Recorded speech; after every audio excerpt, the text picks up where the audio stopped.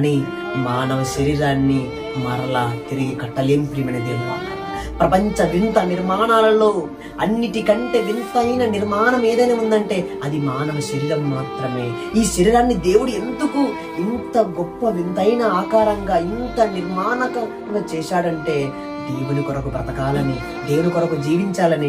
నేడున్న సమాజాన్ని ఒక్కసారి కనుక మీరు చూస్తే ప్రియమైన దేవుని వలన ముఖ్యంగా యవనస్తులు ఎంతగా పాడైపోతున్నారంటే, ఎంతగా చెడిపోతూ ఉన్నారంటే, ఇష్టం వచ్చినట్టు జీవితం, ఇష్టం వచ్చినట్టు బ్రతుకు, ఎవరు నన్ను ఏమంటారు, ఎవరు నన్ను అడుగుతారు, ఎవరు నన్ను ప్రశ్నిస్తారని విర్రబీగుతూ మరి సమాజంలో తిరుగుతున్నారు ప్రియమైన దేవుని వలన.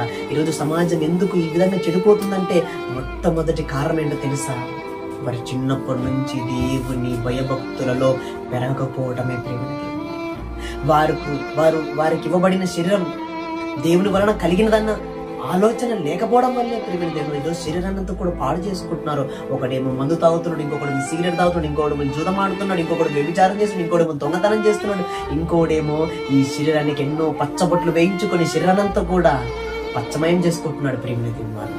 దేవుని కోసం ఖర్చు పెట్టవలసిన శరీరంతో, దేవుని కోసం వినియోగించవలసిన శరీరంతో మందు తాగుతున్నావు, సిగరెట్ తాగుతున్నావు, వ్యభిచారం చేస్తున్నావు, ఎన్నో రకరకాలైన వింతైన చేష్టలు చేసి దేవుడిచ్చిన అమూల్యమైన దేహాన్ని దేవుని కొరకు ఖర్చు పెట్టకుండా పాపభోగాలకు, పాపేచ్ఛలకు, శరీరేచ్ఛలకు అనుగుణంగా నీ శరీరాన్ని అమర్చుకొని పాపం చేస్తూ ఈరోజు మరి పాతాళలో కడిగి జారిపోతున్న వారెందరో ఉన్నారు. ఒకవేళ అలాంటి పరిస్థితుల్లో నీవున్నావా?